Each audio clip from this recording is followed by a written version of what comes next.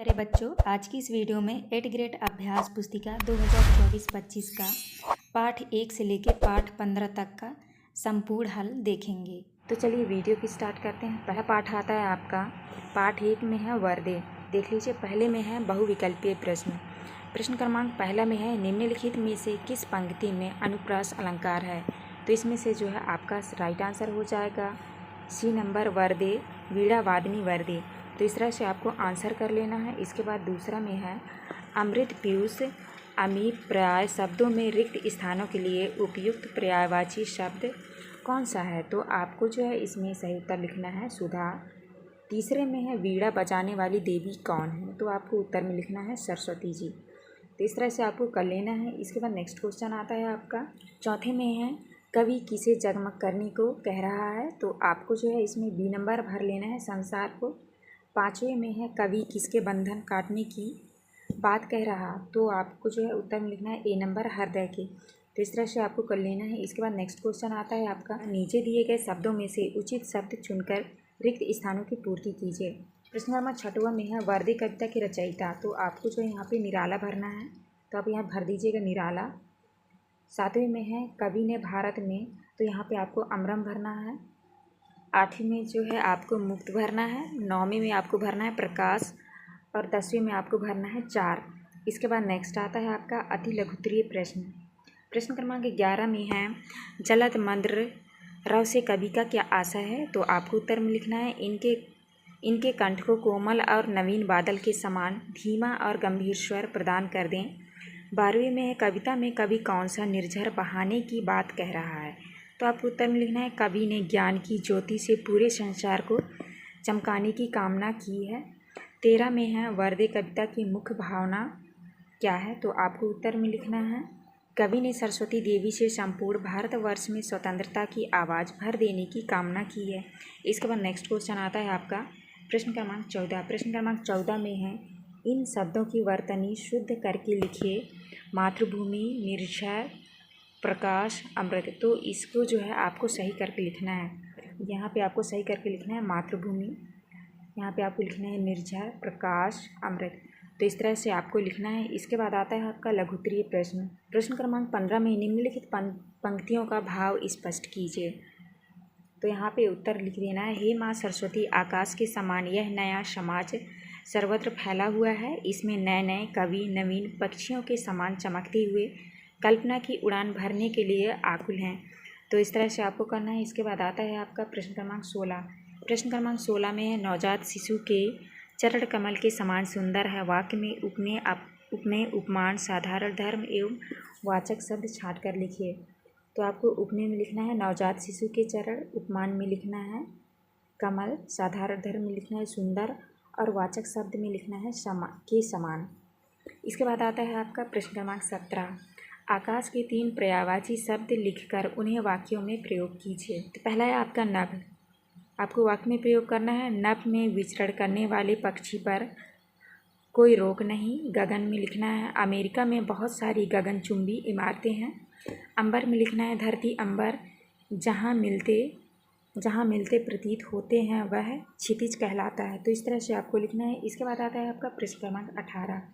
प्रश्न क्रमांक 18 में है कविता में अलंकार का उपयोग क्यों किया जाता है लिखिए। तो आपको लिखना है अलंकार कविता के सौंदर्य को बढ़ाने वाले शक होते हैं, इसीलिए कविता में अलंकार का उपयोग किया जाता है। इसके बाद नेक्स्ट आता है आपका दीर्घ उत्तरीय प्रश्न। प्रश्न क्रमांक 19 में है आप माँ सरस्वती से अपने राष्ट्र के लिए वरदान में क्या क्या मांगना चाहेंगे।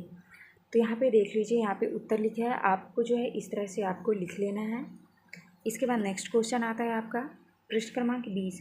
प्रश्न क्रमांक 20 में है आप अपने विद्यालय में कौन कौन से नए परिवर्तन चाहेंगे और क्यों, विस्तार पूर्वक लिखिए। इस तरह से जो है आपको प्रश्न क्रमांक 20 का उत्तर कर लेना है। इसके बाद नेक्स्ट आता है आपका पाठ 2। पाठ 2 में है आत्मविश्वास। पहला प्रश्न आता है आपका बहुविकल्पीय प्रश्न। प्रश्न क्रमांक 1 में है आत्मविश्वास का संबंध किससे है। तो यहाँ पे आपको उत्तर में लिखना है आत्मविश्वास का संबंध मन से है। दूसरे में है सामने वाले व्यक्ति की आदि शक्ति खींच लेने की विशेषता किसमें थी। तो आपको उत्तर में लिखना है बाली में। तीसरे में है एकाग्रता को कौन नष्ट कर देती है। तो आपको लिखना है दुविधा। इसके बाद आता है आपका प्रश्न क्रमांक चौथा। चौथे में कृष्ण ने महाभारत में अपना उपदेश किसे दिया था? तो आपको जो है उत्तर में लिखना है अर्जुन को। तो यहाँ पे आपको लिखना ही है अर्जुन को। पाँचवें में है कसौटी पर कसना मुहावरे का अर्थ है। तो आपको तीसरा कर लेना है अच्छे से परखना। तीसरा से आपको करना है। इसके बाद नेक्स्ट आता है आपका नीचे दिए गए शब्दों में से उचित शब्द चुनकर रिक्त स्थानों की पूर्ति कीजिए।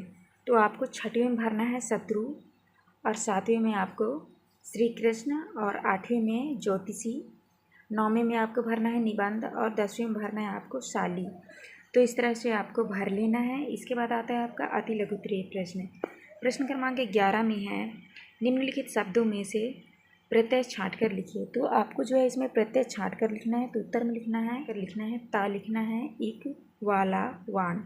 तो इस तरह से आपको लिख लेना है। इसके बाद 12वें में है विजयमाला सामाजिक पद में कौन सा समास है? तो आपको उत्तर में लिखना है षष्ठी तत्पुरुष समास। इसके बाद आता है आपका 13। प्रश्न क्रमांक 13 में है हमें किन लोगों से दूर रहना चाहिए? तो आपको उत्तर में लिखना है हमें कायर लोग निंदा करने वाले एवं घमंडी लोगों से दूर रहना चाहिए। इसके बाद आता है आपका प्रश्न क्रमांक 14। 14 में है राम बाली के सामने आकर क्यों नहीं लड़े? तो आपको उत्तर में लिखना है राम बाली के सामने आकर इसलिए नहीं लड़े कि बाली को अपने शत्रु के आधे बल को खींच लेने का वरदान प्राप्त था। इसके बाद आता है आपका प्रश्न क्रमांक 15। प्रश्न क्रमांक 15 में है विरोधी को हम शक्तिशाली क्यों मान लेते हैं? तो आपको उत्तर में लिखना है जब कोई विरोधी हमारे सामने आता है तो हम अपनी आत्महीनता से, कायरता से, संस्कार से, आत्मविश्वास की कमी से विरोधी का और अपना बल तौले बिना ही उसे अपने से शक्तिशाली मान लेते हैं। इसके बाद है आपका प्रश्न क्रमांक 16। 16 में है सफलता की विजय की उन्नति की कुंजी तो अविचल श्रद्धा ही है, इस वाक्य का भाव स्पष्ट कीजिए। तो आपको उत्तर में लिखना है भाव। इस वाक्य का भाव यह है कि यदि हमारे अंतर लक्ष्य के प्रति अटूट विश्वास है तो निश्चय ही हम अपने उद्देश्य में सफल होते हैं, किसी भी चुनौती पर विजय प्राप्त करते हैं। अतः विश्वास ही उन्नति की कुंजी है। तो इस तरह से आपको 16 का उत्तर करना है। इसके बाद आता है आपका प्रश्न क्रमांक 17। प्रश्न क्रमांक 17 में है लेखक के मित्र के गुणों पर प्रकाश डालते हुए बताइए कि हमें इससे क्या शिक्षा लेनी चाहिए। तो आपको उत्तर में लिखना है हमें यह शिक्षा मिलती है कि आत्मविश्वास से मानव को मानसिक व आध्यात्मिक शक्ति मिलती है। आत्मविश्वास के बदौलत हम कठिन से कठिन परिस्थितियों का सामना करने में सक्षम होते हैं। इसके बाद आता है आपका प्रश्न क्रमांक 18। प्रश्न क्रमांक 18 में है किसी भी प्रतियोगी परीक्षा में सफल होने के लिए क्या क्या जरूरी है? तो आपको उत्तर में लिखना है प्रतियोगी परीक्षाओं में सफलता के लिए दृढ़ इच्छा शक्ति और आत्मविश्वास सबसे ज़रूरी है। इसके बाद आता है आपका प्रश्न क्रमांक 19 उत्तरीय प्रश्न। प्रश्न क्रमांक 19 में है आत्मविश्वास के बूते पर जीवन में सब कुछ करना संभव है। आत्मविश्वास पाठ के आधार पर किसी महान व्यक्तित्व का उदाहरण देते हुए उक्त कथन को स्पष्ट कीजिए। तो आपको प्रश्न क्रमांक 19 का उत्तर लिखना है यह आत्मविश्वास के बूते यह बल पर जीवन में सब कुछ करना संभव है। नेताजी सुभाष चंद्र बोस का उदाहरण लीजिए। जब वे ICS की प्रतियोगिता में बैठे तो अंग्रेज परीक्षक ने पूरी तेजी से घूमते हुए बिजली के पंखे की ओर इशारा कर उसे पूछा क्या इसकी पंखुड़ियाँ गिनी जा सकती? सुभाष बाबू ने झट से पंख बंद कर दिया और बोले जी हाँ सुगमता के साथ। यह सुनकर परीक्षक प्रसन्न हो गया। इस आत्मविश्वास के अभाव में यदि वे घबरा जाते और उटपटांग जवाब देते तो परीक्षा में फेल हो जाते। तो इस तरह से आपको उत्तर लिखना है। इसके बाद नेक्स्ट क्वेश्चन आता है आपका प्रश्न क्रमांक 20। 20 में है गद्यांश को पढ़कर उसका सार अपने शब्दों में लिखिए। तो यहाँ पर देख लीजिए, यहाँ पे आपका जो है पूरा गद्यांश दिया हुआ है, इसको पढ़ के जो है आपको सार लिखना है। लीजिए, तो इस तरह से आपको प्रश्न क्रमांक 20 का उत्तर लिख लेना है। तो आप अच्छे से यहाँ से देख के कर लीजिएगा। 8.3 लिखा है मध्य प्रदेश की संगीत विरासत का। पहला प्रश्न आता है आपका बहुविकल्पीय प्रश्न।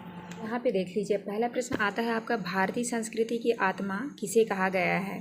तो पहले में आपका दिया है धन को, स्वास्थ्य को, संगीत को, राजा को। तो आपका राइट आंसर होगा C नंबर संगीत को। इसके बाद नेक्स्ट क्वेश्चन आता है आपका प्रतिदिन शब्द में कौन सा समास है? तो इसमें से आपको सही उत्तर कर देना है अवयवी समास। तो यहाँ पे आपको अवयवी समास लिख लेना है। इसके बाद नेक्स्ट क्वेश्चन आता है आपका तीसरा में है भारत रत्न लता मंगेशकर का स्वर कोकिला कहा जाता है क्योंकि वे, तो आपको यहाँ पे भर देना है बी नंबर, सुरीली गायिका थी। इसके बाद नेक्स्ट आता है आपका चौथा में है ध्रुपद गायन के प्रेरणता कौन थे? तो आपका सही उत्तर हो जाएगा ए नंबर, राजा मानसिंह तोमर। तो इस तरह से आपको भर लेना है। इसके बाद नेक्स्ट क्वेश्चन आता है आपका पाँचवें में है मालवी गीतों को राग दरबारी ढंग से गाने वाले गायक कौन कौन हैं? तो आपको यहाँ पे सही उत्तर हो जाएगा बी नंबर, सिंधराम कोमकली। तो इस तरह से भर लेना है आपको। इसके बाद नेक्स्ट आता है आपका नीचे दिए गए शब्दों में से उचित शब्द चुनकर रिक्त स्थानों की पूर्ति कीजिए। तो आपको छठवें में तानसेन भर लेना है, सातवें में है आपको तन्मय भर लेना है, और आठवें में देवास, और नौवां में आपको संगीत, और 10वें में जो है आपको इक भर लेना है। इसके बाद नेक्स्ट आता है आपका अति लघुत्तरीय प्रश्न क्रमांक 11 में है समाधि स्थल और राग रागनी शब्दों का समास विग्रह कीजिए। तो आपको उत्तर में लिखना है समाधि स्थल, समाधि का समास। दूसरा है राग रागिनी का हो जाएगा राग और रागिनी। तो इस तरह से आपको लिख लेना है। इसके बाद आता है आपका 12वां प्रश्न क्रमांक 12 में है लता मंगेशकर द्वारा गाए गए किसी एक राष्ट्रभक्ति गीत बोल मुखड़ा लिखिए। तो आपको लिखना है ऐ मेरे वतन के लोगों। इसके बाद आता है आपका प्रश्न क्रमांक 13 में है बादशाह अकबर ने तानसेन से क्या हट की थी? तो आपको उत्तर में लिखना है बादशाह अकबर ने अपने दरबार में तानसेन से अपने संगीत का प्रभाव दिखाने का हट किया। तो इस तरह से आपको करना है। इसके बाद आता है आपका प्रश्न क्रमांक 14 में है उस्ताद अलाउद्दीन खान क्यों प्रसिद्ध हैं? तो आपको उत्तर में लिखना है मैहर की शारदा भवानी का पुण्य तीर्थ प्रख्यात सरोद वादक उस्ताद अलाउद्दीन खान को पाकर संगीत का तीर्थ हो गया। नेक्स्ट क्वेश्चन आता है आपका लघुत्तरीय प्रश्न क्रमांक 15 में किन्हीं 5 वाद्य यंत्रों के नाम लिखिए। उनमें से किसी एक वाद्य यंत्र को बजाने वाले प्रसिद्ध संगीतकार का नाम वाद्य यंत्र के सामने लिखिए। तो आपको लिखना है पहला है देखिए तबला, उसके सामने लिखना है आपको जाकिर हुसैन, सितार में लिखना है पंडित रविशंकर, शहनाई में लिखना है बिस्मिल्लाह खान, और सितार में लिखना है हरि प्रसाद चौरसिया, और तबला में लिखना है तलीफ खां। तो इस तरह से आपको करना है। इसके बाद नेक्स्ट आता है आपका प्रश्न क्रमांक 16 में है लता जी को समूचे राष्ट्र की गायिका क्यों कहा जाता है? तो आपको उत्तर में लिखना है उन्होंने हर भाव, धर्म और भाषा के गीतों में अपने स्वरों को संजोया, इसीलिए वे समूचे राष्ट्र की गायिका हैं। तो इस तरह से आपको उत्तर करना है। इसके बाद आता है आपका प्रश्न क्रमांक 17 में है अपने क्षेत्र के किसी एक लोकगीत की 4 पंक्तियाँ लिखिए और यह भी बताइए कि इसे कब गाया जाता है।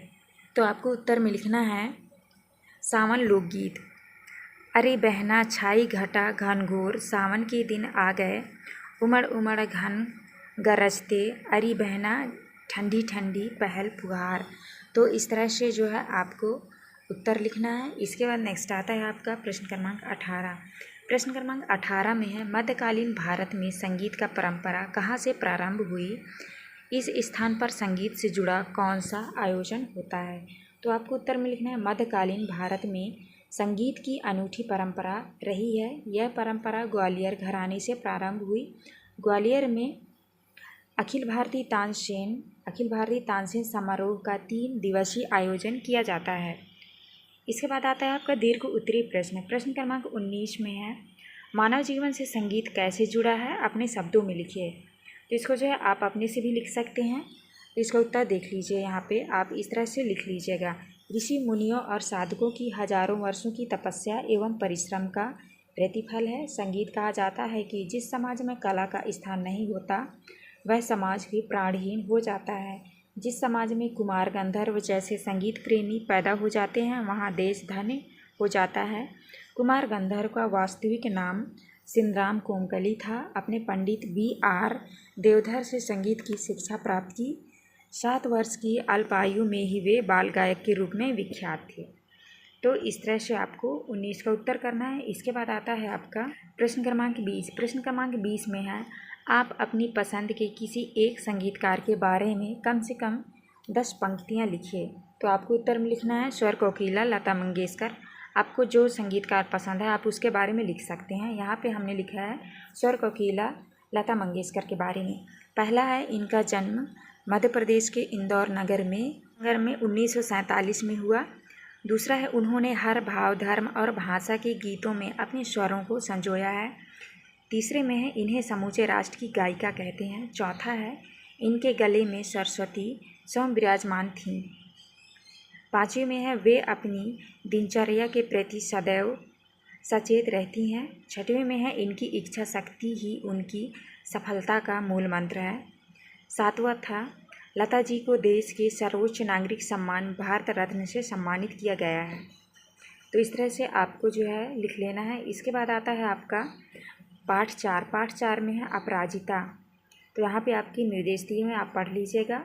यहाँ पे आपका पहला प्रश्न आता है बहुविकल्पीय प्रश्न। प्रश्न क्रमांक पहला में है इस पाठ में अपराजिता किसे कहा जाता है। तो यहाँ पे आपका सही उत्तर हो जाएगा डॉक्टर चंद्रा को। तो आपको यहाँ पे लिख देना है डॉक्टर चंद्रा को।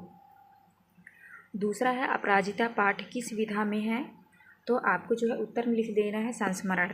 तो यहाँ पे आपको उत्तर में भी लिख देना है संस्मरण। इसके बाद नेक्स्ट आता है आपका प्रश्न क्रमांक तीसरा। प्रश्न क्रमांक तीसरा में है डॉक्टर चंद्रा की सफलता में सबसे बड़ा सहयोग किसका था। तो आपका सही उत्तर हो जाएगा बी नंबर उनकी जननी का। इसके बाद नेक्स्ट है चौथा डॉक्टर चंद्रा की इच्छा क्या बनने की थी। तो आपको उत्तर में करना है ए नंबर चिकित्सक। पाँचवें में है वह कमज़ोर है परंतु साहसी है, खाली जगह पर कौन सा उचित शब्द रखने पर यह संयुक्त वाक्य बनेगा। तो यहाँ पे आपको भर देना है परंतु। इसके बाद नेक्स्ट आता है आपका खाली स्थान वाले क्वेश्चन। तो आपको पहले में भरना है। छठवें में है लेखिका शिवानी का मूल नाम गौरा पंत। तो यहाँ पे आपको गौरा पंत लिखना है। और सातवें में आपको जो है लखनऊ भरना है। और आठवें में है माइक्रोबायोलॉजी भरना है आपको। नौमा में जो है आपको विस्मयादि बोधक भरना है। और 10वें में है आपको परीक्षा ध्यान भरना है। तो इस तरह से आपको भर लेना है। इसके बाद नेक्स्ट क्वेश्चन आता है आपका अति लघुत्तरीय प्रश्न। प्रश्न क्रमांक 11 में है पाठ की लेखिका ने अपनी पंक्तियों से किसे प्रेरणा लेने को कहा।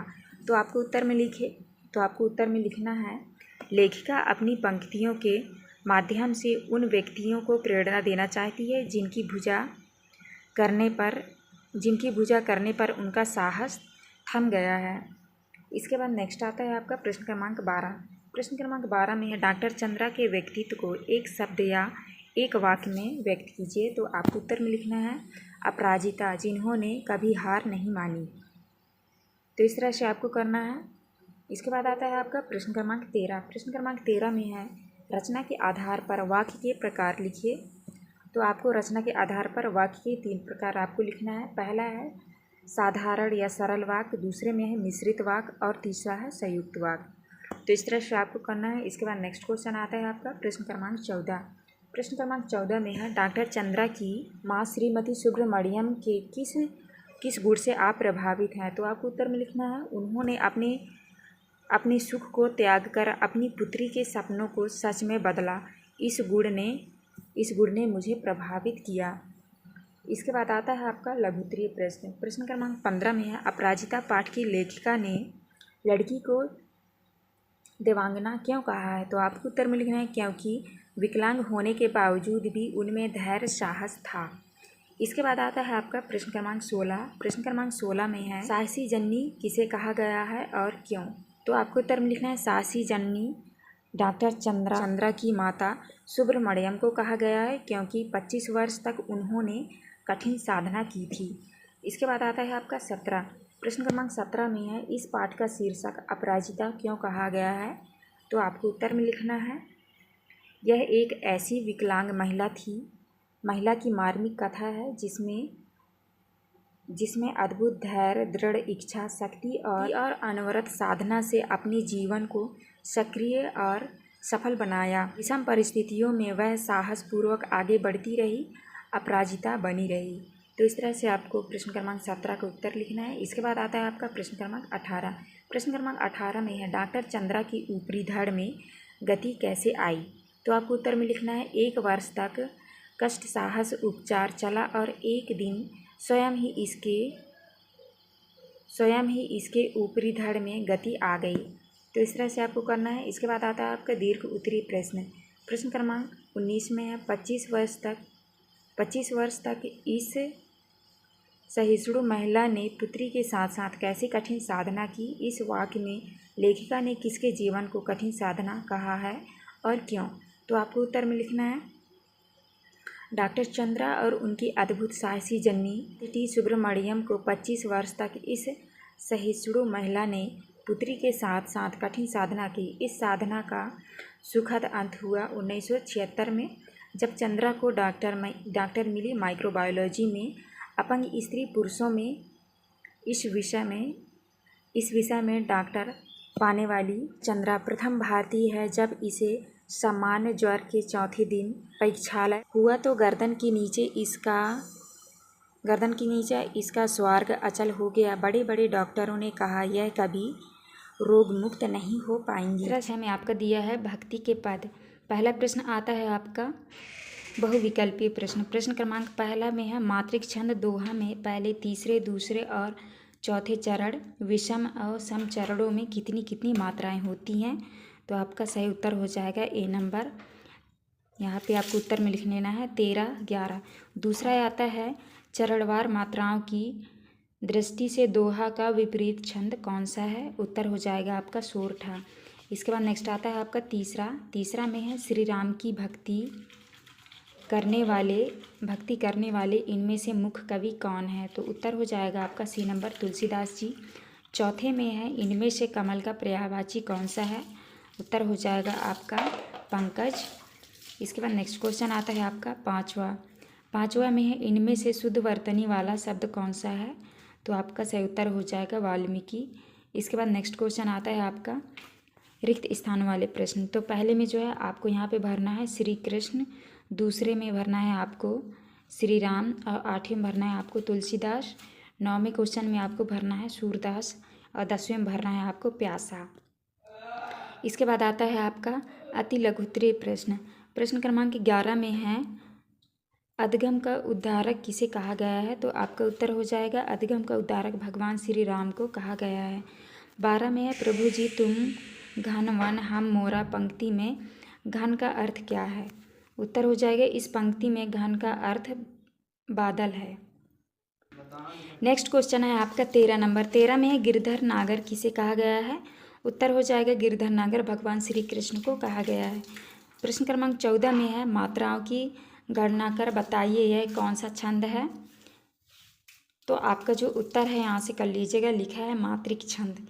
इसके बाद नेक्स्ट क्वेश्चन आता है आपका लघुत्तरीय प्रश्न। प्रश्न क्रमांक 15 में रैदास जी की भक्ति किस भाव की है, उदाहरण देकर लिखिए। तो आपको जो है प्रश्न क्रमांक 15 का उत्तर यहाँ से देख के कर लेना है। इसके बाद नेक्स्ट क्वेश्चन आता है आपका प्रश्न क्रमांक 16 में है जिस प्रकार सूरदास जी ने मन की तुलना जहाज के पंछी से की है उसी प्रकार आप मन की तुलना किससे करना चाहेंगे और क्यों।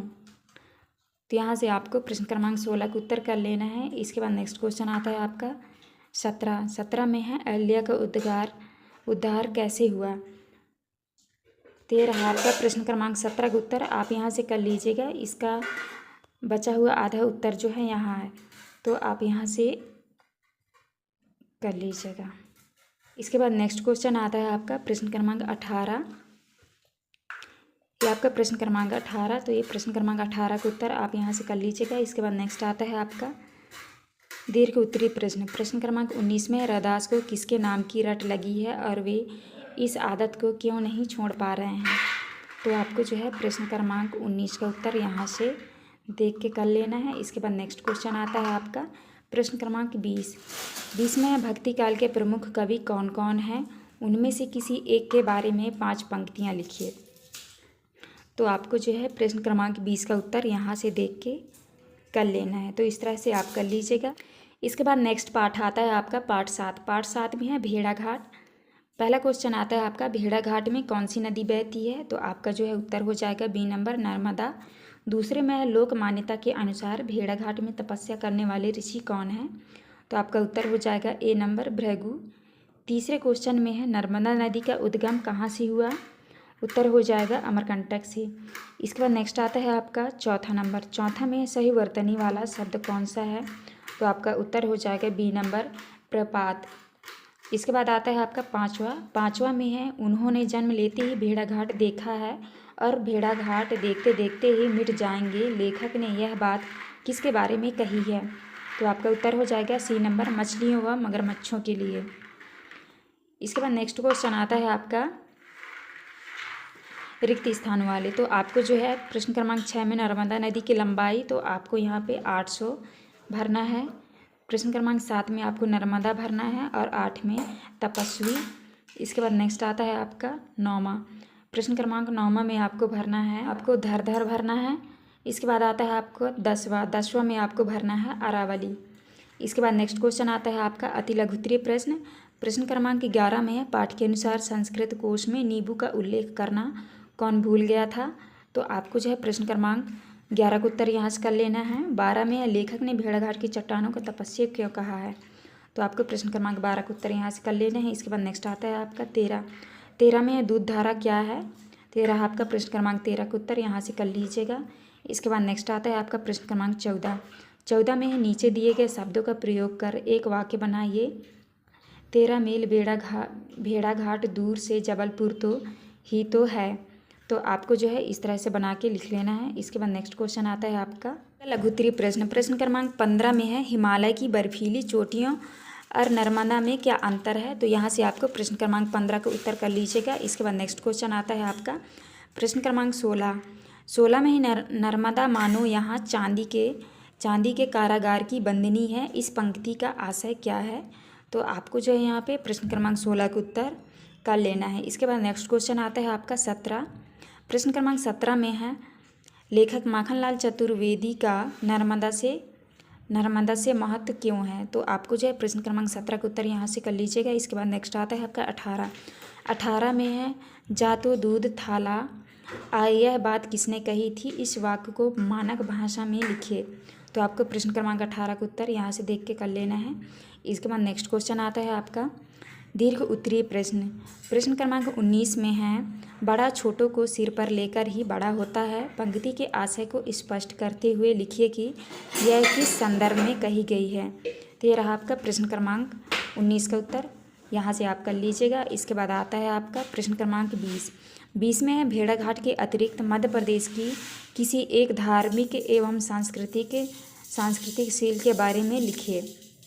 तो यहाँ से आपको जो है प्रश्न क्रमांक 20 का उत्तर यहाँ से देख के अच्छे से कर लीजिएगा। पाठ 8 का प्रश्न उत्तर। पाठ 8 में आपका दिया है गणितज्ञ ज्योतिषी आर्यभट्ट। तो चलिए देखते हैं। पहला प्रश्न आता है आपका बहुविकल्पीय प्रश्न। पहला में है, ग्रह नक्षत्रों का प्रक्षेपण करने वाला स्थान क्या कहलाता है? तो आपका जो उत्तर हो जाएगा बी नंबर वेधशाला। तो आपको यहाँ पे लिख देना है वेधशाला। दूसरे में निम्नलिखित में आगत शब्द है, तो आपका उत्तर हो जाएगा मशहूर। इसके बाद तीसरा क्वेश्चन आता है, पृथ्वी अपनी धुरी पर चक्कर लगाती है, यह प्रतिपादन सबसे पहले किसने किया था? तो आपको उत्तर में लिखना है बी नंबर आर्यभट्ट ने। इसके बाद चौथा क्वेश्चन आता है, जन सामान्य में प्रचलित मान्यता को क्या कहते हैं? तो आपका उत्तर हो जाएगा सी नंबर किंवदंती। इसके बाद है पांचवा, वैज्ञानिक शब्द में किस प्रत्यय का प्रयोग हुआ? तो आपका जो उत्तर हो जाएगा यहाँ पे लिखना है इक। इसके बाद नेक्स्ट क्वेश्चन है आपका रिक्त स्थानों वाले प्रश्न। तो आपको जो है प्रश्न क्रमांक 6 में यहाँ पे भरना है पूर्व, यहाँ पे भरना है आपको पश्चिम। इसके बाद 7वें में आपको भरना है हानि, 8 में भरना है आपको मलयालम और 9वें में आपको भरना है ग्रह नक्षत्र और 10वें में भरना है आपको चंद्र। तो इस तरह आपको भर लेना है। इसके बाद आता है आपका अति लघुत्तरीय प्रश्न। प्रश्न क्रमांक 11 में है, प्राचीन काल में चंद्र ग्रहण या सूर्य ग्रहण के लिए किसे उत्तरदायी माना जाता था? तो आपको उत्तर में लिखना है राहु नामक रक्षक को। इसके बाद नेक्स्ट क्वेश्चन आता है आपका प्रश्न क्रमांक 12 में है, सचिन क्रिकेट खेलता है, वाक्य में से उद्देश्य और विधेय छाट कर लिखिए। तो आपको लिखना है उद्देश्य सचिन, विधेय में लिखना है क्रिकेट खेलता है। 13 में है, पाठ में आए सूर्य ग्रहण के उल्लेख के स्थान पर दूसरा उदाहरण किस समकक्ष भौगोलिक घटना का हो सकता है? तो आपका उत्तर हो जाएगा चंद्र ग्रहण। इसके बाद नेक्स्ट क्वेश्चन आता है आपका 14, आकाश में स्थित खगोलीय पिंड सूर्य, चंद्र, तारे आदि पूर्व से पश्चिम की ओर जाते क्यों दिखते हैं? तो आपको उत्तर में लिखना है पृथ्वी की घूर्णन गति के कारण। इसके बाद आता है आपका लघुत्तरीय प्रश्न। प्रश्न क्रमांक 15 में है आर्यभट्ट ग्रंथ के बारे में कैसे पता चला था। तो आपको जो है प्रश्न क्रमांक 15 का उत्तर यहाँ से देख के कर लेना है। इसके बाद नेक्स्ट क्वेश्चन आता है आपका प्रश्न क्रमांक 16 में है ग्रहण के बारे में प्रचलित लोक विश्वासों के बारे में लिखिए। तो आपको प्रश्न क्रमांक 16 का उत्तर लिखना है। राहु नाम का राक्षस सूर्य को निगल जाता है तब ग्रहण लगता है। इसके बाद आता है आपका 17 में आप किसी तेज चलती बस में बैठे हैं तब आपको खिड़की से बाहर की वस्तुएं पीछे भागती क्यों दिखाई देती हैं। तो आपको उत्तर में लिखना है। तो आपको जो है प्रश्न क्रमांक 17 का उत्तर यहाँ से देख के कर लीजिएगा।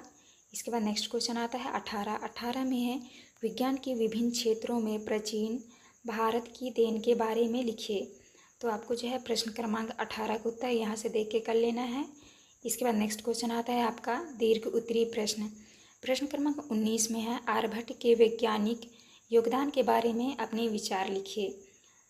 तो आपको जो है प्रश्न क्रमांक 19 का उत्तर यहाँ हमने लिख दिया है, यहाँ से देख के आपको कर लेना है। इसके बाद नेक्स्ट क्वेश्चन आता है आपका प्रश्न क्रमांक 20 में है पृथ्वी के प्राकृतिक उपग्रह का नाम लिखते हुए उनके बारे में 10 वाक्य लिखिए।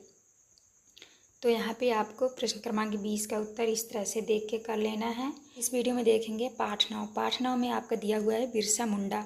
तो चलिए देखते हैं। पहला प्रश्न आता है आपका मुंडा भाषा में सिंह का अर्थ क्या है। तो आपका जो उत्तर हो जाएगा बी नंबर सूर्य। दूसरा क्वेश्चन है सत्याग्रह शब्द का सही संधि विच्छेद है।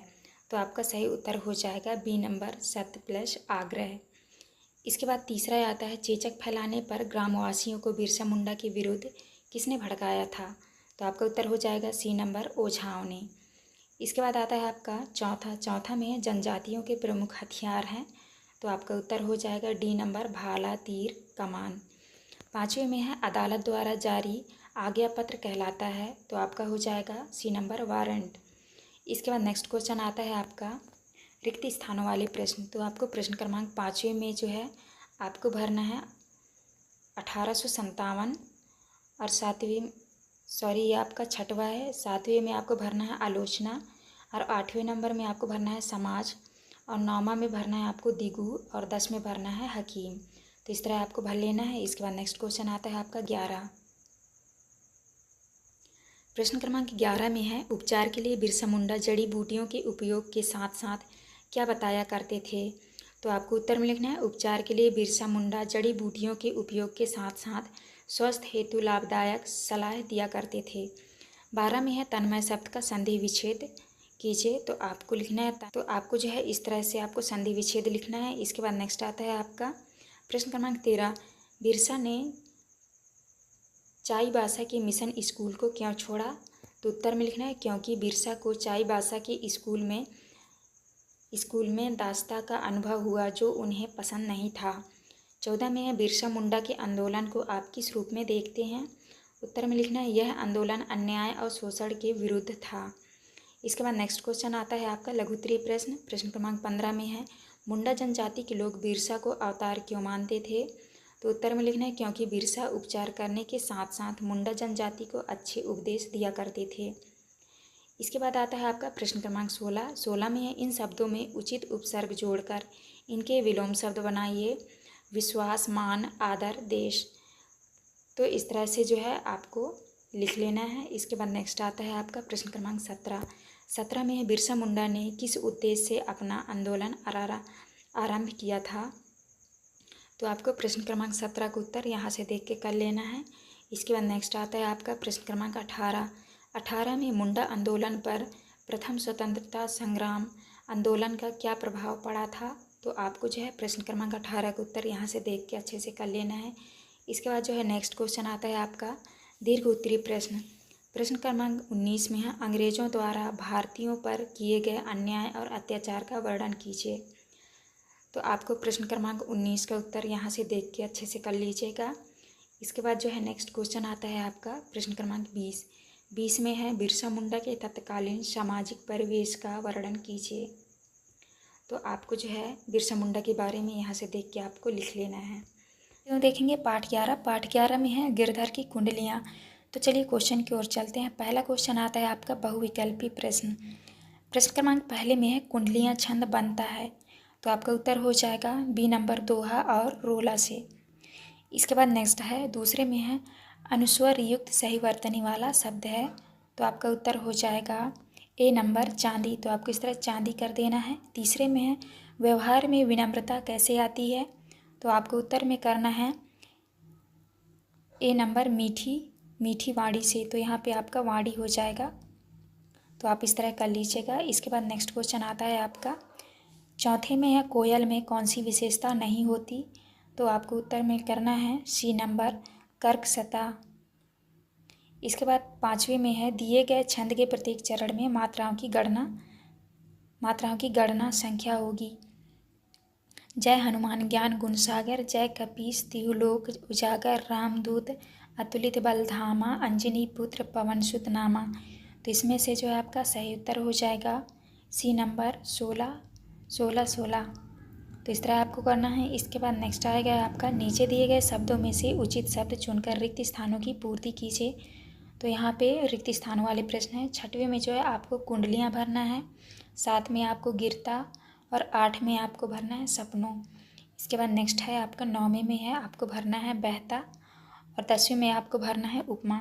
तो आप इस तरह भर लीजिएगा। इसके बाद आता है आपका अति लघुत्तरीय प्रश्न। प्रश्न क्रमांक 11 में है हमें मीठे वचन क्यों बोलना चाहिए। उत्तर में लिखना है हमें हमेशा मीठी वचन बोलना चाहिए क्योंकि इससे दूसरों को बुरा भी नहीं लगता और हमारा सम्मान भी बना रहता है। इसके बाद 12 में है इन शब्दों में उचित स्थान पर अनुनासिक चिन्ह लगाकर सही शब्द बनाइए। तो आपको उत्तर में लिखना है चांद, कुआं, पहुँच, आंचल, नदियाँ। तो इस तरह से आपको ऐसे चिन्ह लगा लेना है। इसके बाद नेक्स्ट क्वेश्चन आता है आपका 13 में है गुण के गाहक साहस नर पंक्ति का क्या आशय है। तो आपको लिखना है इस पंक्ति का आशय गुणों का सम्मान करने वाली पंक्तियों से है। इसके बाद आता है आपका 14 में है कोयल और कौवे का अंतर कैसे पता चलता है। आपको उत्तर में लिखना है कौवा और कोयल में उनकी वाणी के आधार पर अंतर किया गया है। इसके बाद नेक्स्ट आता है आपका लघुत्तरीय प्रश्न। 15 में है कोयल की प्रशंसा क्यों की जाती है। आपको उत्तर में लिखना है कोयल की प्रशंसा मीठी वाणी के कारण की जाती है। नेक्स्ट है आपका 16 में है कुंडलियाँ छंद की क्या विशेषता है। तो आपको 16 का उत्तर लिखना है रोला और दोहा से मिलकर कुंडलियाँ छंद बनता है। इसमें दोहा का अंतिम चरण रोला का प्रथम चरण होता है। इसके बाद नेक्स्ट है आपका 17 में है आपको अचानक बहुत सारा धन मिल जाए तो आप कैसे व्यवहार करेंगे। तो आपको उत्तर में लिखना है धन पाकर हम अभिमान नहीं करेंगे क्योंकि धन की गति चंचल होती है, यह कोई एक जगह नहीं टिकता। आज हमारे पास है तो कल किसी और के पास है। इसके बाद आता है आपका 18 में है आप ऐसी कौन सी बात को भूलना चाहेंगे जो आपको अच्छी नहीं लगी हो। आपको उत्तर में करना है हम बीती हुई बुरी बातों को भूलना चाहेंगे जो हमें अच्छी ना लगी हो क्योंकि उन्हें याद रखने से कोई लाभ नहीं होता है। इसके बाद आता है आपका दीर्घ उत्तरीय प्रश्न। प्रश्न क्रमांक 19 में है गिरधर की कुंडलियाँ लोक व्यवहार में कितनी उपयोगी हैं। तो आपको उत्तर में करना है गिरधर की कुंडलियाँ लोक व्यवहार में अति उपयोगी हैं। पंक्तियों के माध्यम से गिरधर संसार को एक परोपकार संदेश दिया है। गिरधर जी कहते हैं कि धन का कभी अभिमान नहीं करना चाहिए क्योंकि यह चंचल होता है और इसी तरह कई सारे उदाहरण देकर गिरधर संसार को एक नई सीख देने का प्रयास करते हैं। इसके बाद नेक्स्ट है आपका प्रश्न क्रमांक 20 में है आप अपने जीवन में किस व्यक्ति से प्रभावित हुए हैं उनके गुणों के बारे में विस्तार से लिखिए। आपको उत्तर में लिखना है मैं अपने जीवन में अपने हिंदी के शिक्षक की मोहनदास जी से बहुत प्रभावित हुआ हूँ क्योंकि वे एक आदर्शवादी, साहसी, सहनशील और संस्कारवादी व्यक्ति हैं। उन्होंने हर समय एक अच्छा व्यक्ति बनने में मेरी सहायता की है। आपको इस तरह करना है। आज के वीडियो में देखेंगे पाठ 12 में है याचक और दाता। तो चलिए क्वेश्चन की ओर चलते हैं। पहला क्वेश्चन आता है आपका पाठ के अनुसार प्रतिदिन मंदिर के द्वार पर फूल कौन बेचता था। तो आपको उत्तर में लिखना है वृद्धा। तो आपका सी नंबर सही उत्तर हो जाएगा। इसके बाद नेक्स्ट क्वेश्चन है दूसरे में याचक और दाता कहानी में वास्तविक याचक किसे माना गया है। तो आपका उत्तर हो जाएगा बी नंबर सेठ जी को। तीसरे में होश में आने के बाद मोहन की स्थिति क्यों बिगड़ने लगी थी। तो आपको उत्तर में करना है वृद्धा माँ को न देखकर। इसके बाद नेक्स्ट क्वेश्चन आता है आपका चौथे में है मोहन के पूर्ण स्वस्थ होने में कौन सी बात प्रमुख थी। तो आपको उत्तर में करना है ममता। इसके बाद 5वें में है ममता में ता के स्थान पर तत्व प्रत्यय लगने से क्या शब्द बनेगा। तो आपको उत्तर में लिखना है महत्व। तो यहाँ पे आपको महत्व लिख देना है। इसके बाद आता है आपका नीचे दिए गए शब्दों में से उचित शब्द चुनकर रिक्त स्थानों की पूर्ति कीजिए। तो आपके खाली स्थान वाले प्रश्न हैं। तो यहाँ पे आपको 6 में भरना है आपको रविंद्रनाथ ठाकुर, 7 में भरना है आपको नीरू। इसके बाद नेक्स्ट क्वेश्चन आता है आपका 8 में भरना है आपको औषधि, और 9वें में भरना है आपको याचक, और 10 में भी आपको भरना है याचक। तो आप इस तरह भर लीजिएगा। इसके बाद नेक्स्ट क्वेश्चन आता है आपका अति लघुत्तरीय प्रश्न। प्रश्न क्रमांक 11 में है मेरा बच्चा बहुत बीमार है। वाक्य में उदाहरण चिन्ह लगाकर फिर से लिखिए। तो आपको उत्तर में लिखना है मेरा बच्चा बहुत बीमार है। तो आपको जो है इस तरह से इस साइड में चिन्ह लगे इस तरह लगा देना है। इसके बाद 12 में है वृद्धा माँ पैसों की बचत क्यों करने लगी थी। तो आपको उत्तर में लिखना है बच्चों के सुखद भविष्य को बुन रही थी। वह उसे अच्छा खिलौना पहनाना और प्रसन्न देखना चाहती थी। 13 में है वृद्ध माँ को किस बात की आशंका थी। आपको उत्तर में लिखना है हांडी में अधिक धन हो जाने के कारण तथा चोरी हो जाने की आशंका में थी। इसके बाद 13 में है मोहन सेठ जी का पुत्र है, इस बात का पता कैसे चला। उत्तर है बालक की जांघ पर लाल रंग का चिन्ह पहचान कर। 15 में है सेठ जी के हाथ पांव फूलने लगे। वाक्य में रेखांकित वाक्यांश का अर्थ क्या है। तो आपको अर्थ में लिखना है अर्थ डर जाना या घबरा जाना। इसके बाद 16 में है इन शब्दों की वर्तनी शुद्ध करके लिखिए। तो आपको जो है इन शब्दों को शुद्ध करके लिखना है। जैसे यहाँ पे हो जाएगा आपका जीजी विषा, दूसरा सहानुभूति, वात्सल्य, दर्शनार्थियों। तो आपको इस तरह कर लेना है। इसके बाद नेक्स्ट आता है आपका 17 में है अब यह तुम्हारा बच्चा है इसलिए इसे प्राण देकर भी बचाओगे। दूसरे के बच्चे की जान नहीं होती। यह कथन किसने किससे कहा और क्यों। तो आपको उत्तर में लिखना है वृद्ध माँ ने कहा था, क्योंकि जब सेठ जी को पता नहीं था कि यह तुम्हारा बेटा है तो तुमसे झूठ बोल दिया था। अब तुम्हें पता है तो तुम इसे प्राण देकर भी बचाओगे। के बाद आता है आपका प्रश्न क्रमांक 18 में है बच्चे के मिलने के बाद वृद्धा माँ के जीवन में क्या परिवर्तन आ गया था। आपको उत्तर में लिखना है सेठ जी ने रुपयों की वह हांडी लौटाने को कहा। वह आज सेठ बनारसी दास से महान हो गई थी। इसके बाद आता है आपका दीर्घ उत्तरीय प्रश्न। प्रश्न क्रमांक 19 में है सेठ जी की पहचान देवभक्त और धर्मात्मा के रूप में थी। आप इस बात से सहमत हैं या नहीं, कारण सहित अपने विचार लिखिए। आपको उत्तर में लिखना है क्योंकि उसने वृद्ध बूढ़ी माँ को बहुत परेशान किया था। वृद्ध की बचत के पैसे उसने लौटाया। वृद्ध माँ के बार बार विनती करने पर भी उसे तनिक भी दया नहीं आई। उसका दिल पत्थर के समान था। उसे असहाय बच्चों पर भी उसे दया नहीं आई। तो आपको इस तरह करना है। इसके बाद नेक्स्ट आता है आपका 20 में है वृद्ध माँ के आंसू में फूलों का मकरंद और ममता की गंध थी। इस कथन का लिखिए। तो आपको उत्तर में लिखना है बच्चों के होश आने पर उसने आंखें खोली और बोला माँ। अपने आसपास माँ को न पाकर वह रोने लगा। उसकी हालत भी बिगड़ने लगी। ज्वर बढ़ रहा था। वह माँ की रट लगाए रहा था। वृद्ध माँ वापस बच्चों के पास लौटी तो मोहन की आंख खुल गई। जो काम दवाइयाँ डॉक्टर और हकीमी से ना हो पाया वह वृद्ध माँ की ममता से पूरा हो गया। तो आज की वीडियो में देखेंगे पाठ 13 में है ना यह समझो कि हिंदुस्तान की तलवार सोई है। तो चलिए क्वेश्चन की ओर चलते हैं। पहला क्वेश्चन आता है आपका बहुविकल्पीय प्रश्न। प्रश्न क्रमांक पहला में दिया है निम्नलिखित में से आगत शब्द कौन सा है। तो आपका सही उत्तर हो जाएगा बी नंबर विरासत। तो आप यहाँ विरासत लिख लीजिएगा। दूसरे में है वीर रस का स्थायी भाव है। आपका उत्तर हो जाएगा डी नंबर उत्साह। इसके बाद आता है आपका तीसरे नंबर में है इनमें से किसने संवत्सर का आरंभ किया था। तो आपका उत्तर हो जाएगा वीर शिवाजी ने। चौथे में है यह ना समझो कि हिंदुस्तान की तलवार सोई है कविता का मूल भाव है। तो आपका उत्तर हो जाएगा देश प्रेम।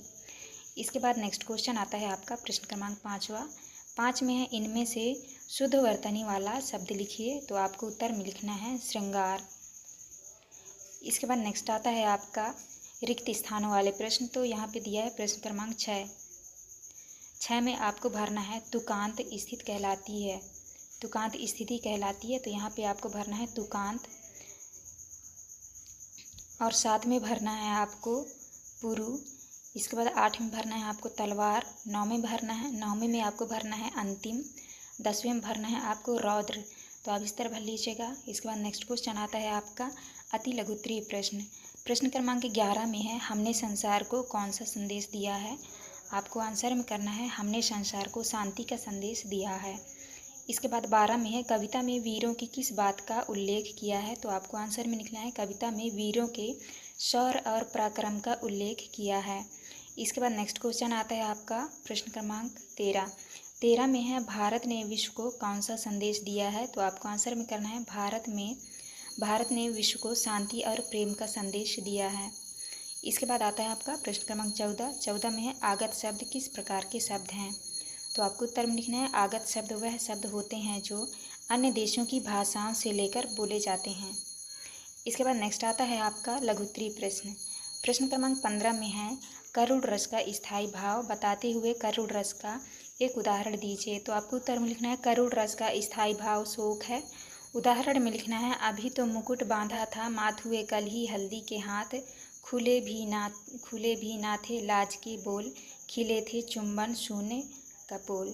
तो आप इस तरह कर लेना है। इसके बाद नेक्स्ट आंसर आता है आपका नेक्स्ट क्वेश्चन है प्रश्न क्रमांक 16 में है ना समझो यह कि धमनी में लहू की धार सोई है से क्या आशय है। तो आपको उत्तर में लिखना है इसका आशय है कि यह ना समझो कि हिंदुस्तान के वीर दुर्बल हैं। इसके बाद आता है आपका प्रश्न क्रमांक 17 में दिया है शांति का संदेह ही हमने सदा जग को कथन से कवि का क्या आशय है। आपको उत्तर में करना है कवि का आशय है कि भारत देश ने विश्व को शांति का संदेश दिया है, परंतु इसका मतलब यह नहीं कि हम हमेशा शांत ही रहेंगे। ईंट का जवाब पत्थर से देना भी जानते हैं। इसके बाद नेक्स्ट आता है आपका प्रश्न क्रमांक 18 में हमारे मन में प्रलय की आग कब उठ सकती है और क्यों। तो आपको उत्तर में लिखना है यदि हमारे देश को कोई थोड़ी सी भी हानि पहुंचाए अथवा फिर युद्ध की बात कहे तो हमारे मन में प्रलय की आग उठती है। इसके बाद नेक्स्ट आता है आपका दीर्घोत्तरीय प्रश्न। प्रश्न क्रमांक 19 में है हमारे देश पर यदि कोई देश आक्रमण करे तो ऐसी स्थिति में हमारे कर्तव्य क्या होंगे। तो आपको आंसर में लिखना है हमारे देश पर यदि कोई देश आक्रमण करे तो ऐसी स्थिति में हमें भारत की रक्षा करनी चाहिए, क्योंकि हम इस देश के निवासी हैं और हमारा यह कर्तव्य है कि हम असंभव स्थिति में भी भारत की रक्षा करें। तीसरा आप कर लीजिएगा। इसके बाद नेक्स्ट आता है आपका प्रश्न क्रमांक 20 में है दिया है शांति का संदेश डैश डैश लाचार सोई है पद का क्या आशय है। तो आपको उत्तर में लिखना है इस पंक्ति का आशय है कि भारत ने सदैव विश्व को शांति का संदेश दिया है, परंतु इसका यह मतलब नहीं है कि हम हमेशा शांत ही रहें। हमारे देश में शांति के साथ साथ बहुत से वीर भी हैं तथा इसका मतलब ये भी नहीं है कि हम नारियों के ऊपर हो रहे अत्याचार को सह सकते हैं, अर्थात भारत में वीरों की कमी नहीं है। तो आपको इस तरह करना है। यह पाठ 14 में है नव संवत्सर। तो चलिए क्वेश्चन की ओर चलते हैं। पहला क्वेश्चन आता है आपका बहुविकल्पीय प्रश्न। प्रश्न क्रमांक पहले में यहाँ तो घना अंधेरा है वाक्य में विशेष है, तो आपका उत्तर हो जाएगा बी नंबर घना। दूसरे में है ईस्वी सन 2024 में विक्रम संवत होगा, तो आपका सही उत्तर हो जाएगा बी नंबर। इसके बाद आपका नेक्स्ट क्वेश्चन आता है प्रश्न क्रमांक 3 में है शारदीय नवरात्रि का समापन किस पर्व पर होता है। तो आपको उत्तर में करना है ए नंबर दशहरा। चौथे में संप्रदाय में एक प्रत्यय लगाने से शब्द बनेगा, तो आपका उत्तर हो जाएगा सांप्रदायिक। इसके बाद नेक्स्ट आता है 5वें में है चंद्रवर्ष लगभग दिनों का होता है, तो आपका उत्तर हो जाएगा सी नंबर 354। इसके बाद आते हैं आपके रिक्त स्थान वाले प्रश्न। तो आपको जो है प्रश्न क्रमांक 6 में भरना है यहाँ पे ब्रह्मा, यहाँ पे भरना है आपको 57, 8 में भरना है आपको पूर्णी। प्रश्न क्रमांक 9 में लिखा है कृष्ण पक्ष की अंतिम तिथि, तो यहाँ पे आपको लिख लेना है अमावस्या। इसके बाद 10वें में है विक्रम संवत का प्रथम माह है, तो आपको यहाँ पे लिखना है चैत्र, तो आप इस तरह भर लीजिएगा। इसके बाद नेक्स्ट क्वेश्चन आता है अति लघु उत्तरीय प्रश्न। प्रश्न क्रमांक 11 में है नव संवत्सर का अर्थ लिखिए। आपको उत्तर में करना है नव संवत्सर का अर्थ भारतीय नव वर्ष अर्थात नए साल से है। 12 में है इन शब्दों में नी उपसर्ग लगाकर नए शब्द बनाइए। तो यहाँ पे आपको नी शब्द लगाकर नए शब्द बनाने हैं, निछल, निकपट और यहाँ पे होगा निफल। तो आप इस तरह बना लीजिएगा। इसके बाद नेक्स्ट क्वेश्चन आता है प्रश्न क्रमांक 13 में है ग्रीष्म ऋतु के भारतीय महीनों के नाम लिखिए। तो आपको उत्तर में लिखना है अप्रैल, मई, जून, जुलाई। इसके बाद 14 में है भारत का राष्ट्रीय पंचांग कौन सा है। आपको उत्तर में करना है विक्रम संवत। इसके बाद नेक्स्ट आता है आपका लघु उत्तरीय प्रश्न। प्रश्न क्रमांक 15 में है आप किन किन अवसरों पर पताकाएँ फहराते हैं और क्यों फहराते हैं। तो आपको आंसर में लिखना है 26 जनवरी, 15 अगस्त, गुड़ी पड़वा आदि पर्वों पर पताकाओं को फहराया जाता है, क्योंकि पताकाओं से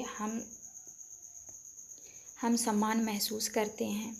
इसके बाद नेक्स्ट क्वेश्चन आता है आपका प्रश्न क्रमांक 16 में है प्रकृति के श्रृंगार से नव संवत्सर का क्या संबंध है। आपको उत्तर में लिखना है जिस प्रकार नव संवत्सर एक नया संवत होता है, उसी प्रकार प्रकृति में वसंत ऋतु के आगमन में हरियाली छा जाती है।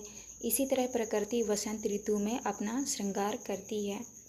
इसके बाद नेक्स्ट आता है आपका प्रश्न क्रमांक 17 में है उत्तर और दक्षिण भारत में विक्रम संवत किस माह के आरंभ होता है, इन्हें क्या कहते हैं। आपको उत्तर में करना है उत्तर और दक्षिण भारत में विक्रम संवत कृष्ण पक्ष प्रतिपदा से प्रारंभ होता है। इसे पूर्णिमांत कहते हैं। इसके बाद नेक्स्ट क्वेश्चन आता है आपका प्रश्न क्रमांक 18 में है भगवान झूलेलाल के बारे में 4 वाक्य लिखिए। तो आपको उत्तर में लिखना है पहला है भगवान झूलेलाल का जन्म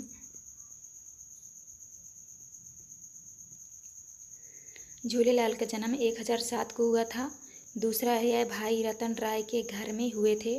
तीसरे में है भगवान झूलेलाल सांप्रदायिक सद्भाव और एकता के प्रतीक हैं। चौथे में है हमारे सिंधी भाई इनकी जयंती की बड़ी धूमधाम से मनाते हैं। आपको इस तरह कर लेना है। इसके बाद नेक्स्ट क्वेश्चन आता है आपका दीर्घ उत्तरीय प्रश्न। प्रश्न क्रमांक 19 में है हमारे देश में कौन कौन से संवत प्रचलित हैं, विस्तार से लिखिए। तो आपको उत्तर में लिखना है हमारे देश में मुख्य रूप से 2 संवत चल रहे हैं, जो कि निम्न हैं। पहला है विक्रम संवत। यह संवत का प्रचलन उज्जैनी के महान सम्राट विक्रमादित्य ने विदेशी आक्रमणकारी शक राजाओं पर अपनी विजय के उपलक्ष्य में ईसा पूर्व 57 में किया था। दूसरा है शक संवत। यह संवत 78 ईस्वी में प्रारंभ हुआ था। इस संवत को छत्रम चेस्टन ने प्रचलित किया। इसके बाद नेक्स्ट क्वेश्चन आता है आपका प्रश्न क्रमांक 20 में है नव संवत्सर के बारे में 5 नए प्रश्नों का स्वयं निर्माण कर उनके उत्तर लिखिए। तो यहाँ पे देख लीजिए पहला प्रश्न है नव संवत्सर क्या है। तो आपको उत्तर में लिखना है भारतीय नववर्ष। दूसरा क्वेश्चन आएगा नव संवत्सर का दूसरा नाम क्या है। आपको उत्तर में लिखना है चैत्र शुक्ल प्रतिपदा। तीसरे में है नव संवत्सर किस महीने से प्रारंभ होता है। तो आपको उत्तर में लिखना है चैत्र माह से। इसके बाद नेक्स्ट चौथे में है नव संवत्सर का दूसरा नाम क्या है। तो आपको उत्तर में लिखना है गुड़ी पड़वा। पाँचवें में नव संवत्सर का उपयोग क्यों किया जाता है। तो आपको आंसर में लिखना है समय की गणना के लिए। तो आप इस तरह कर लीजिएगा। ये था आपका लास्ट क्वेश्चन। यहाँ वीडियो में देखेंगे पाठ 15 में है महेश्वर। तो चलिए क्वेश्चन की ओर चलते हैं। पहला क्वेश्चन आता है आपका महेश्वर पाठ किस विधा में लिखा गया है। तो आपको उत्तर में लिखना है बी नंबर पत्र। दूसरा में परशुराम जी के पिता का नाम था। तो आपको उत्तर में लिखना है बी नंबर ऋषि जमदग्नि। इसके बाद नेक्स्ट आता है आपका प्रश्न क्रमांक 3 में है जहाँ पूरा अवशेष सांस्कृतिक वैज्ञानिक महत्व आदि से संबंधित वस्तुएं प्रदर्शित की जाती है वह स्थान कहलाता है। तो आपको उत्तर में लिखना है संग्रहालय। चौथा में है महारानी अहिल्याबाई को किस रूप में देखा जाता है। आपको लिखना है लोकमाता। इसके बाद नेक्स्ट क्वेश्चन है 5वें में है पुण्य सलीला में प्रयुक्त समास है। आपका 5वें के उत्तर हो जाएगा डी नंबर दिगु। इसके बाद नेक्स्ट आता है आपका रिक्त स्थानों वाले प्रश्न। तो 6वें में आपको भरना है का, 6वें में भरना है आपको का और 7वें में भरना है आपको यहाँ पे 100, यहाँ पे 500, 8वें में भरना है आपको अहिल्याबाई, 9वें में भरना है आपको मामा और 10 में भरना है आपको मनोहर। आप इस तरह भर लीजिएगा। इसके बाद नेक्स्ट क्वेश्चन आता है प्रश्न क्रमांक 11। 11 में महेश्वर की कौन सी साड़ियाँ प्रसिद्ध है? आपको उत्तर मिलना है यहाँ की बनी रेशमी साड़ियाँ महेश्वरी साड़ियों के नाम से प्रसिद्ध है। 12 में प्रागैतिहासिक काल से क्या आशा है? आपको उत्तर करना है प्रागैतिहासिक काल के पूरा अवशेषों से पता चलता है कि उस समय यहाँ के लोग घास फूस के झोपड़ों में यह पहाड़ों के बने घरों में रहते थे।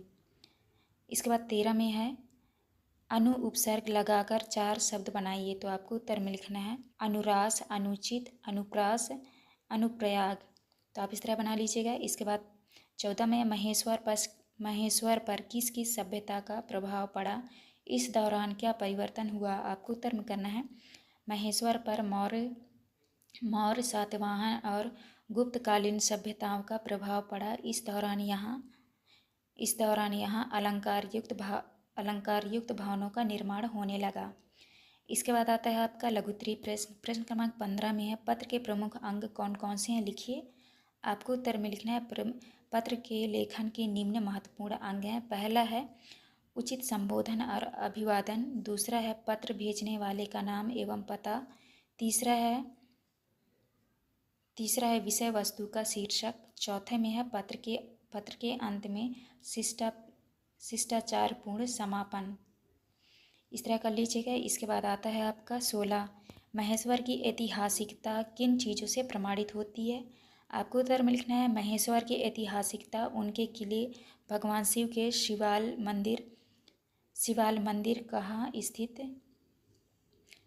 मंदिर वहाँ स्थित पवित्र शिवलिंगों आदि से प्रमाणित होता है। 18 इसके बाद 17 में आता है आपका महेश्वर आने वाला दर्शनार्थी अपने आपको कब धन्य समझता है? आपको उत्तर मिल गया है मंदिर में महारानी अहिल्याबाई द्वारा प्रज्वलित अखंड दीप में यहाँ आने वाले प्रत्येक दर्शनार्थी घी डालकर अपने आप को धन्य समझता है। 18 में आता है महेश्वर के घाटों का अपने शब्दों में वर्णन कीजिए। आपको उत्तर में लिखना है महेश्वर के घाटों पर आने वाले प्रत्येक दर्शनार्थी को सुखद अनुभूति और शक्ति मिलती है और शांति मिलती है। इसके बाद आता है आपका दीर्घोत्तरीय प्रश्न। प्रश्न क्रमांक 19 में है अपने आसपास के किसी प्रसिद्ध स्थल की जानकारी देते हुए अपने मित्र को पत्र लिखिए। तो ये जो है आप अपने क्लास टीचर से पूछ के इसको जो है आप कर लीजिएगा। इसके बाद नेक्स्ट आता है आपका प्रश्न क्रमांक 20 में है इतिहास में पुरातात्विक स्थलों का क्या महत्व है? आपको उत्तर मिलना है इतिहास में पुरातात्विक स्थलों का बहुत महत्व है। पुरातात्विक स्थलों से ही कर में पुराने मान्यताओं के संबंध में जानकारी प्राप्त होती है। तो आप इस तरह कर लीजिएगा। ये था आपका लास्ट क्वेश्चन। यहाँ पे हमारी वीडियो कंप्लीट होती है। वीडियो अच्छी लगी तो प्लीज़ हमारे चैनल को लाइक एंड सब्सक्राइब करेगा। मिलते हैं नेक्स्ट वीडियो।